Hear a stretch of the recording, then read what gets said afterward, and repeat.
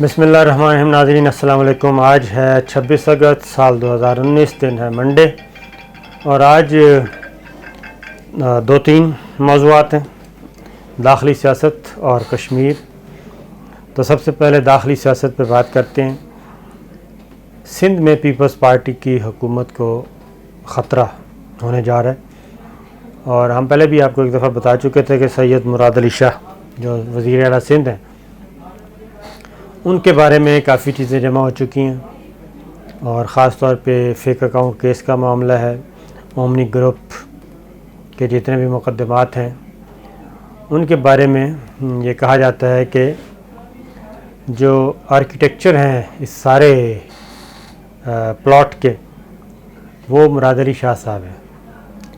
تو نیب کے پاس اب اس میں کتنی حقیقت ہے کتنی نہیں. نیب کے پاس بقول نیب کے ان کے پاس سفیشینٹ مٹیریل موجود ہے، اور اب سید مراد علی شاہ صاحب جو ہیں وہ گرفتار ہونے جا رہے ہیں. اور اگر وزیر اعلیٰ سندھ مراد علی شاہ صاحب گرفتار ہوتے ہیں تو ایسی صورت میں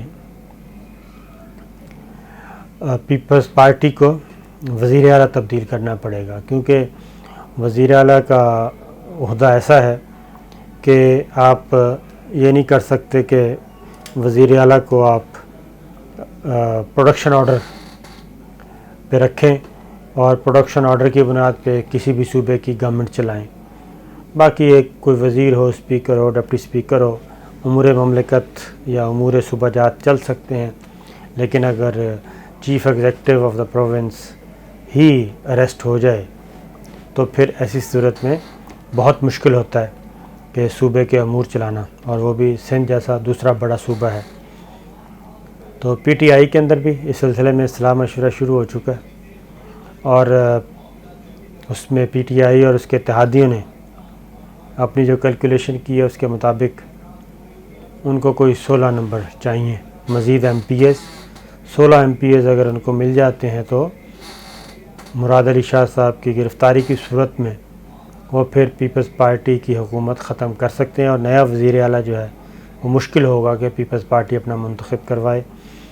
اب یہ فارورڈ بلاک بنایا جائے گا، کیا کیا جائے گا، جب ایسے ارکان بغاوت کریں گے یہ ڈیپینڈ کرتا ہے، اور کریں گے بھی یا نہیں کریں گے.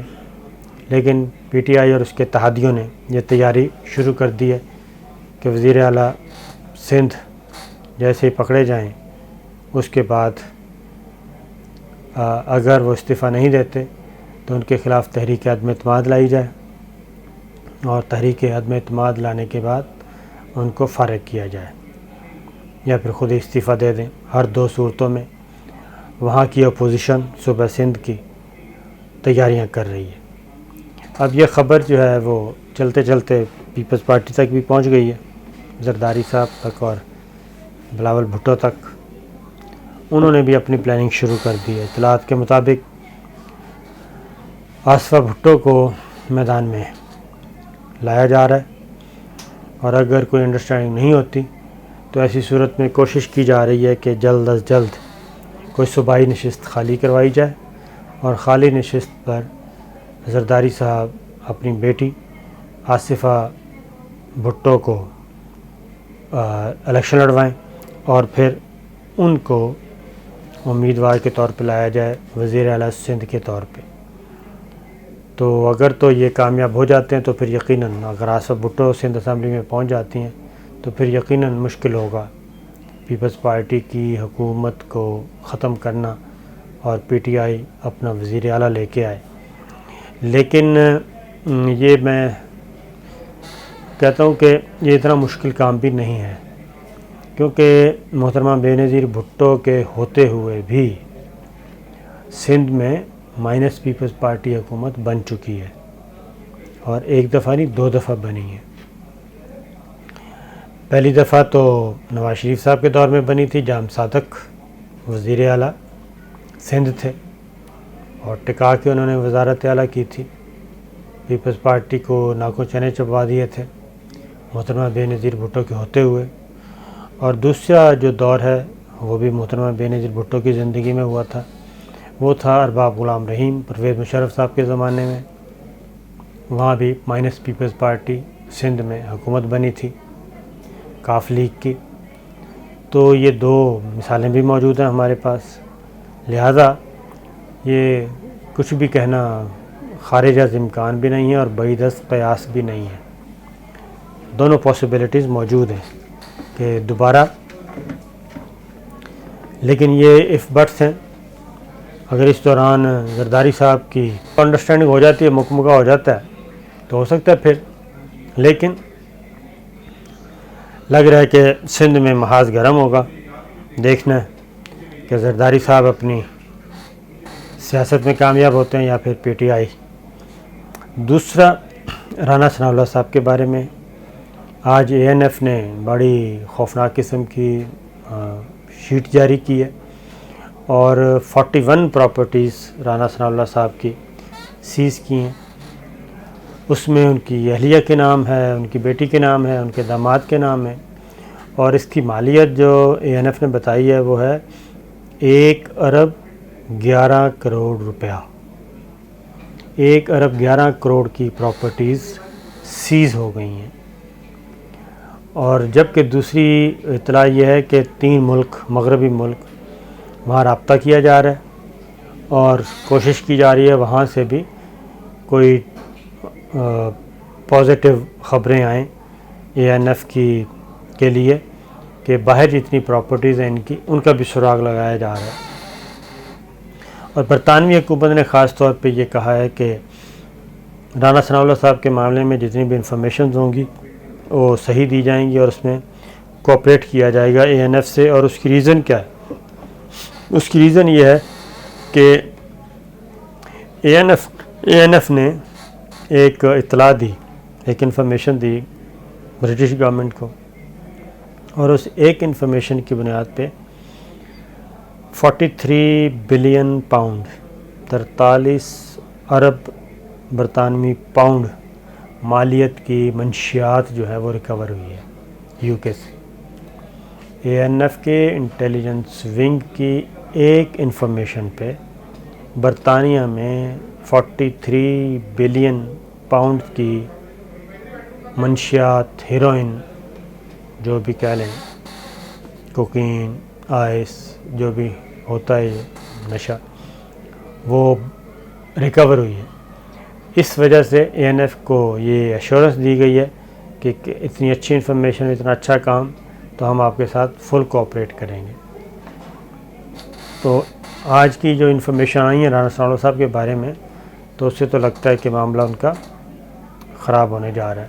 تیسری خبر یہ ہے کہ شریف فیملی میں جو مسلم لیگ نون کی قیادت کی جو لڑائی ہے وہ کافی سنجیدہ ہو گئی ہے, مزید سنجیدہ ہو گئی ہے.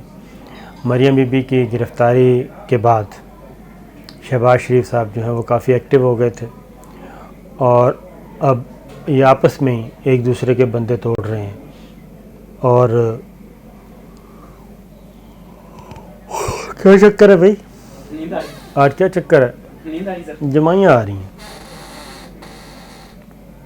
سمجھ نہیں آ رہی. لا حول ولا قوت الا باللہ العلی العظیم. لا حول ولا قوت الا باللہ العلی العظیم. لا حول ولا قوت الا باللہ العلی العظیم. شیطان آ رہا ہے, شیطان.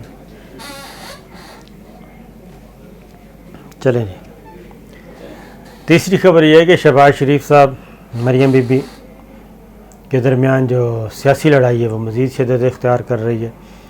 خاص طور پہ مریم بی بی کی گرفتاری کے بعد سے معاملہ زیادہ سنجیدہ ہو گیا. شہباز شریف صاحب اب ایک دوسرے کے بندے توڑے جا رہے ہیں پارٹی کے اندر ہی کہ آپ میری طرف آ جائیں, آپ میری طرف آ جائیں.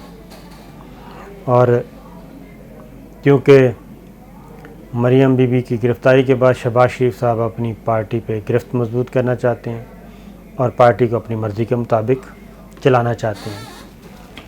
اب یہ کیونکہ اگر مریم بی بی زیادہ دیر تک گرفتار رہتی ہیں تو پھر تو یقیناً شہباز شریف صاحب اپنے مقصد میں کامیاب ہو جائیں گے, کیونکہ اگر مریم بی بی رہا ہو جاتی ہیں جلدی تو ایسی صورت میں شہباز شریف صاحب زیرو ہو جائیں گے. تو یہ جو خاندان کی لڑائی ہے، سیاسی لڑائی، یہ میرا خیال ہے کہ قومی سیاست سے بھی زیادہ سنجیدہ ہو جائے گی۔ یہ پی ٹی آئی اور پیپلز پارٹی، پی ٹی آئی اور مسلم لیگ نواز کی جو لڑائی ہے اس سے بھی زیادہ سنجیدہ ہونے جا رہی ہے، کیونکہ شہباز شریف صاحب کمپرومائز کرنے کے لیے تیار نہیں ہیں مریم بی بی کے نیریٹو پہ، اور مریم بی بی شہباز شریف صاحب کے ساتھ ان کی شرائط پہ چلنے کے لیے تیار نہیں ہیں، تو اس لیے یہ سنجیدگی آنے والی ہے، دیکھتے ہیں کہ کیا ہوتا ہے۔ لیکن اب بات کرتے ہیں کشمیر کی۔ کشمیر میں صورتحال یہ ہے، کشمیر کے بارے میں آج دیکھا ہوگا آپ نے، تقریباً 1 مہینہ ہونے کو ہے، چوتھے ہفتے میں یہ کرفیو داخل ہو چکا ہے، اور تمام کا تر کوششوں کے باوجود ابھی تک کامیاب نہیں ہو سکا مودی کہ وہ مقبوضہ کشمیر میں صورتحال کو معمول پر لے آئے۔ گھر گھر تلاشی جاری ہے، بندے گرفتار کیے جا رہے ہیں، نوجوان گرفتار کیے جا رہے ہیں، مہلک ہتھیار استعمال کیے جا رہے ہیں، لوگ معذور ہو رہے ہیں، لیکن سچویشن جو کی توں ہے، اور ترنگا جھنڈا جو ہے وہ وادی میں نظر نہیں آ رہا۔ تو یہی سچویشن عالمی میڈیا بھی، انسانی حقوق کی تنظیمیں بھی رپورٹ کر رہی ہیں، امریکن تھنک ٹینکس، عالمی ذرائع ابلاغ رپورٹ ہو رہے ہیں۔ انہی حالات میں آج ملاقات ہوئی تھی نریندر مودی اور پریزیڈنٹ ٹرمپ کی۔ تو فی الوقت نریندر مودی کو ایک صرف اتنا ریلیف ملا کہ وہ ثالثی سے بچ گئے فوری طور پہ، اور صدر ٹرمپ سے ایک موقع ضرور لے لیا، اور برملا انہوں نے یہ تسلیم کیا، بیک فٹ پہ گئے، شکست تسلیم کی، اپنا پرانا بیانیہ جو ہے وہ بھول گئے، اور وہی پھر وہ بیانیہ دیا جو کہ فیکٹ ہے، وہ انہوں نے تسلیم کیا صدر ٹرمپ کے سامنے، عالمی ذرائع ابلاغ کے سامنے، کہ کشمیر کا معاملہ 2 طرفہ ہے، پاکستان اور بھارت کے درمیان ایک تنازع ہے، اور اسے ہم مل کر حل کریں گے۔ اور انہوں نے کہا کہ اور بھی جتنے بھی تنازعات ہیں وہ پاکستان اور بھارت کے 2 طرفہ ہیں، تو اس لیے فی الوقت کسی تیسرے فریق کو ہم زحمت نہیں دیں گے، وہی جو صدر ٹرمپ کی ثالثی کی پیشکش تھی۔ لیکن یہ گفتگو ایک تو انہوں نے اردو میں کی، دوسرا کافی آج وہ پیسو نظر آئے صدر ٹرمپ کے ساتھ بیٹھے ہوئے، اور دبے دبی گفتگو انہوں نے کر رہے تھے، اور صدر ٹرمپ نے جب یہ بات کر رہے تھے تو وہ ناگواری کا اظہار بھی کیا۔ تو اس لیے ایک تو یہ ہے کہ کشمیر جو ہے وہ عالمی مسئلہ بدستور بن چکا ہے، اور عالمی طاقتیں بھی اٹھا رہی ہیں، اور بااثر ملک جو ہیں وہ بھی اٹھا رہے ہیں، اور UN جنرل اسمبلی کے اجلاس سے پہلے انڈیا اس کو ڈیفیوز کرنا چاہتا ہے ساری صورتحال کو، کہ دنیا اس کا موقف مان لے، لیکن دنیا ابھی تک اس کا موقف نہیں مان رہی۔ جنرل اسمبلی کا اجلاس ہے، 1 مہینے سے کم عرصہ رہ گیا اجلاس میں، تو اس میں اب جب یہ جائیں گے تو عمران خان صاحب اپنی تقریر تیار کر رہے ہیں۔ آج پھر انہوں نے قوم سے خطاب کیا، اور انہوں نے جنرل اسمبلی کے اجلاس تک اس کے بارے میں بیداری پیدا کرنے کے بارے میں، کشمیر کا مسئلہ اجاگر کرنے کے بارے میں دنیا بھر میں انہوں نے ایک کمپین لانچ کرنے کا اعلان کیا ہے، اور ساتھ ہی ساتھ انہوں نے دنیا کو وارن کیا ہے کہ اقوام متحدہ، عالمی طاقتیں، عالمی برادری اگر اپنی نظر ثانی نہیں کرتی پالیسیوں پہ، اور کشمیر کے معاملے میں پاکستان کی مدد نہیں کرتی، تو پھر پاکستان اور بھارت کے درمیان خوفناک جنگ چھڑ سکتی ہے۔ اور دنیا کو یہ نہیں بھولنا چاہیے کہ پاکستان اور انڈیا دونوں ایٹمی قوتیں ہیں۔ مطلب بالکل صاف ظاہر ہے، خان صاحب کی طرف سے جو کہا گیا، بٹوین دا لائن نہیں بلکہ اوپنلی انہوں نے کہا ہے کہ پاکستان جو ہے وہ آخری حد تک لڑے گا، کشمیر کی حفاظت، کشمیریوں کی حفاظت، کشمیریوں کے ساتھ کھڑا رہے گا، دنیا ہمارے ساتھ ہو یا نہ ہو، لیکن پاکستان اکیلا تنہا کشمیریوں کے ساتھ اپنی یکجہتی اور اپنی جو تعلق ہے وہ رکھے گا۔ تو انہوں نے خان صاحب نے آج ایک ایٹمی جنگ کا خطرہ بھی بتا دیا ہے، تو یقیناً عالمی برادری اس پہ بھی غور کرے گی۔